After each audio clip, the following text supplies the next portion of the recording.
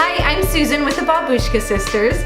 My sister Paula and I recently challenged each other to a 2017 Beauty and the Beast movie challenge where we each had identical nightstands to work with, and we had to do something where we were inspired to do a DIY renovation on these nightstands using, our love for the new movie Beauty and the Beast that just came out this year. We had a lot of fun doing the nightstands, but I was also inspired by a thrifted dome clock I had seen on the shelf of a thrift store, and I thought, wow, I can add a bonus to my nightstand by making the Enchanted Rose out of this.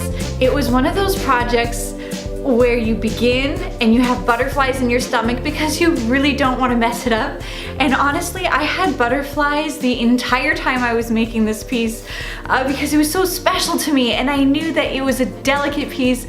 I didn't want to mess it up, but I did it. And afterwards, I gave myself a quick pat on the back. I was pretty proud of it, and I would love to share with you exactly how it was that I transformed this old thrifted dome clock into the beautiful, dreamy, visually inspiring Enchanted Rose.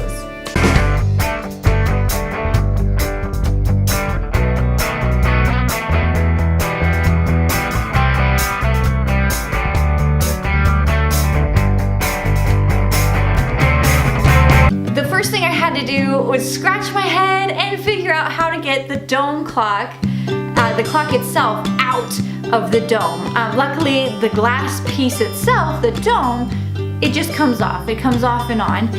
I looked underneath the base and there were some odd looking screws. I used a couple of different size wrenches and I finally was able to pop it out.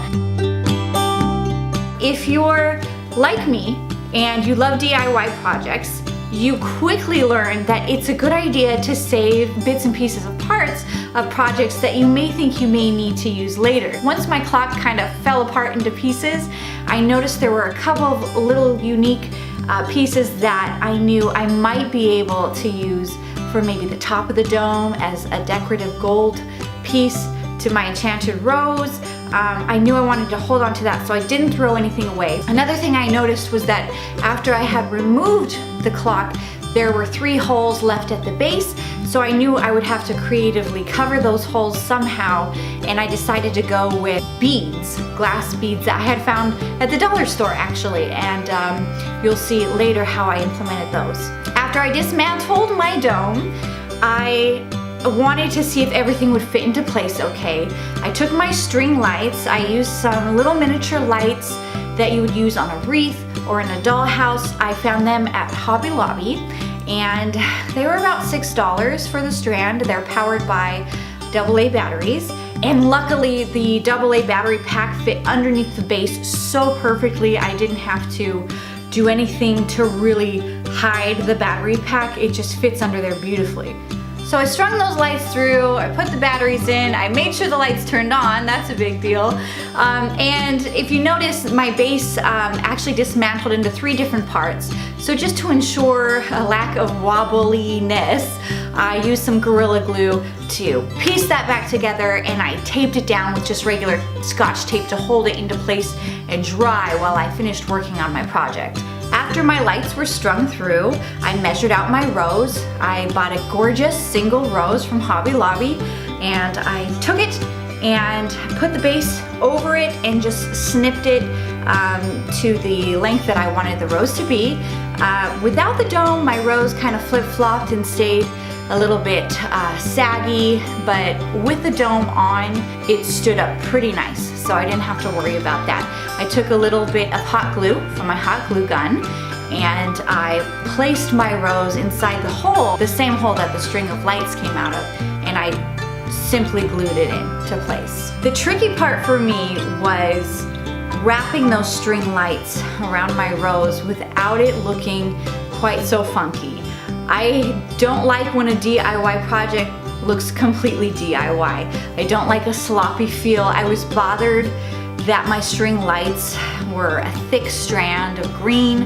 I didn't like how it was winding around my rose. Next time I would probably pick a really thin, clear rice light type of string light with less bulbs than I went for, but I had to make do with what I had. So I wound the lights around, and I used leaves and extra leaves that I had hanging around and hot glued them around my strand to sort of cover up for the twisty appearance of that string lights that went around my rose.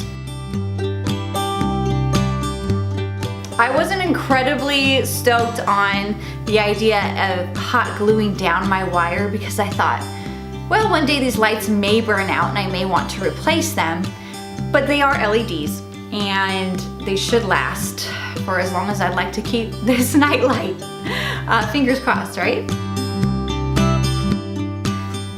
After this was done, I did a little test run with my dome. It seemed to fit real nice. And then I wanted to lay down my glass beads, my golden glass beads. I did a little Mod Podge glue at the bottom of my base and just patted all the beads on. I felt like my first layer of glue was a little thin, so just for a little bit of insurance, I took some Elmer's white glue and I did a second coat of glue on top of the first layer of beads that I had, and then I patted down some more beads on top of that. I set it outside to dry for about an hour, and in the meantime, I wanted to play around with my dome top. I thought it needed a little bit more pizzazz. I had two options. I had some hardware left over from the clock I had dismantled.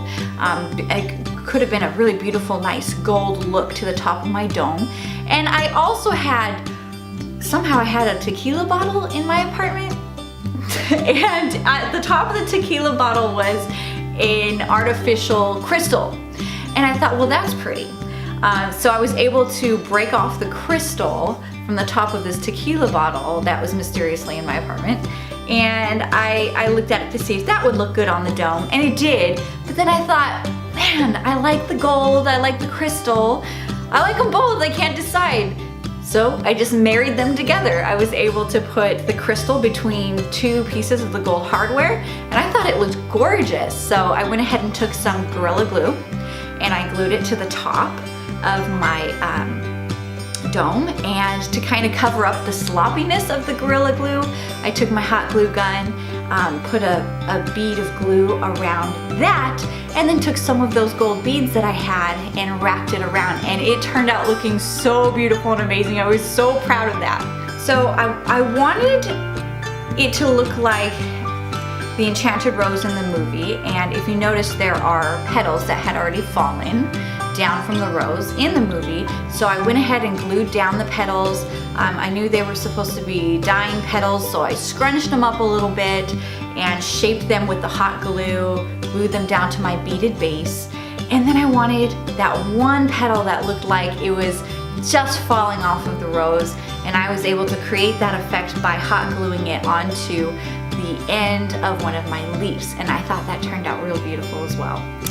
I cleaned up my dome, I cleaned up the base, I took away all those spidery, webby type strands you get from hot glue, and when I put that dome on, I turned on the lights. I couldn't have been happier. I think it's absolutely gorgeous. I'm super proud of it, and hey, if I could do it, you could do it.